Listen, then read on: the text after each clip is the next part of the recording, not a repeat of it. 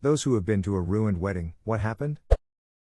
A coworker was at one of best friend's wedding. There were very specific rules about the food, no nuts. There were a couple people there, including the maid of honor, who were severely allergic. The venue served something that had nuts. Maid of honor went anaphylactic. EpiPen was not effective, and she died on the way to the hospital. Needless to say, there are lawsuits abound. Damn. That's not like family drama or the bride slept with someone else, that's just unimaginable. Condolences to them. Yeah, that is one of the most ducked up real wedding stories I've heard.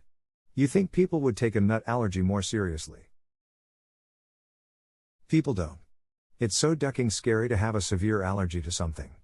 I have 2 grandkids with severe allergies. They rarely eat out, usually only breakfast food or pizza. I used to work at Starbucks, and once a month this couple would bring in their 2 kids who had severe dairy allergies and buy them soy milk fraps. We had to double wash and double sanitize the blender carafes, fully sanitize the blending stations, change out all rags and sanitizer liquid, and wear gloves to handle everything, because otherwise the kids could go anaphylactic. My boss usually made me make their drinks because she knew I was the most careful and TBH probably the only one who cared if the kids got sick beyond the potential for a lawsuit. The family was lovely and patient, and the kids were so happy to get their fraps. I think it was the parents trying to give them a little bit of being normal, and I appreciate that. But holy shit, the stress of if I don't do this right I could murder a child is so much. We attended a wedding for a family member who didn't have a lot of money. It was hosted at an inexpensive venue but was nice. My heart broke when only a third of the people invited showed up. You could see the hurt in the couple's face.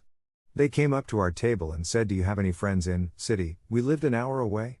They had all this food for 100 people but only 30 guests. They were willing to have complete strangers come down just so their money and food wouldn't go to waste. We hadn't handed over our card with cash inside yet, so my husband hit the ATM and added another $100. This one has seriously bummed me out the most. Agreed. Like going to a family-owned restaurant where it's clearly not doing well and you're the only one there, but many times worse. I'm a wedding photographer. I was at one really fancy one a couple of years ago, typical outdoor deal at a swanky location in the middle of nowhere. The place was really nice, had a large concrete stairway flanked by water fountains that led down to the altar area, so the bride could be seen by all like she was ascending from heaven. The ceremony begins and the bridal party come down and take their places. Then the bride appears with her father.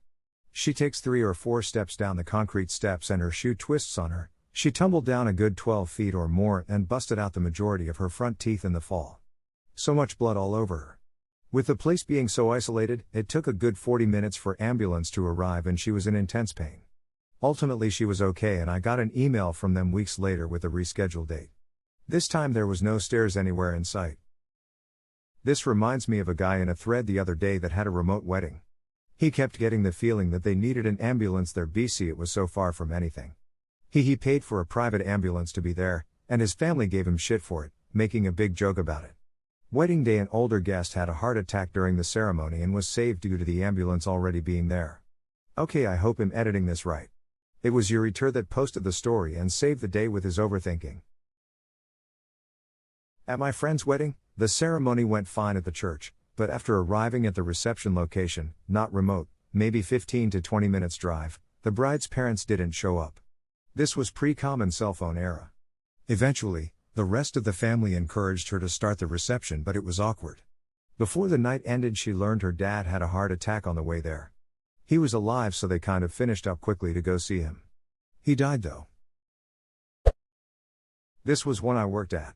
After the ceremony, right at the start of the reception, photographer was taking jumping photos of the bride and bridesmaids, so they were all jumping in the air while wearing heels.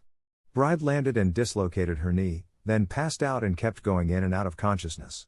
We called an ambulance who turned up and fixed her knee, etc., but she wanted to continue with the wedding. She then had the first course of the meal and threw up down her dress, and had to sit with her mum in another room while everyone else danced, etc. Felt so bad for her as she spent the rest of the evening crying. The wedding was at a state park that's famous for its giant gorge waterfall. I don't know whose idea this was, but someone suggested a photo overlooking this gorge and everybody was game. The wedding party went around a stone security barrier and the maid of honor literally fell off the cliff to her death. It was like 500 plus feet.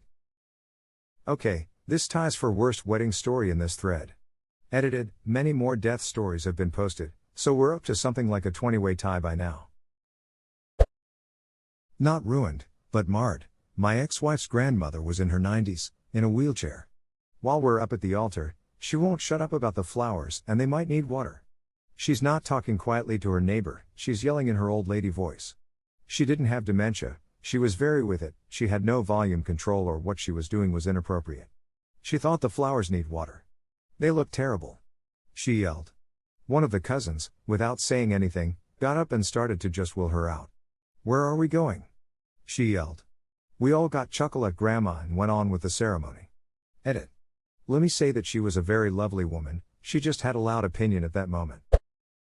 The bride's father was 45 minutes late to walk his daughter down the aisle. While we were waiting, the air conditioning broke in the venue.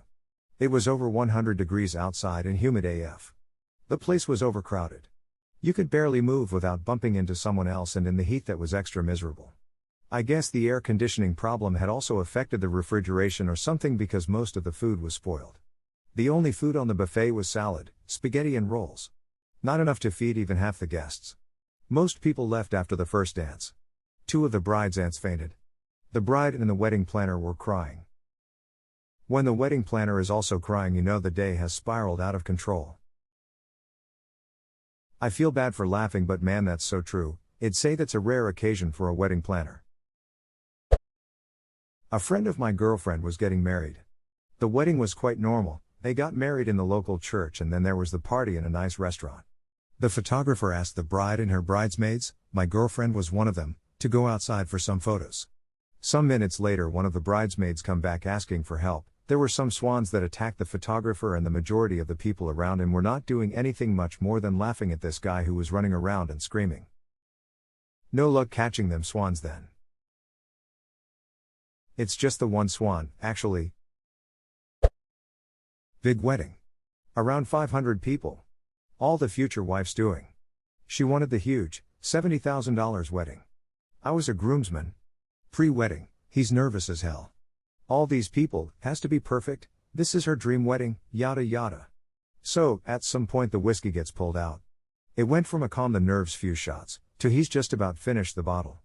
We give him water, get him in the shower, and redressed. It's go time. Midway through her vows, he pukes all down the front of her dress. It was horrible, but it was great. They're going on 8 years strong.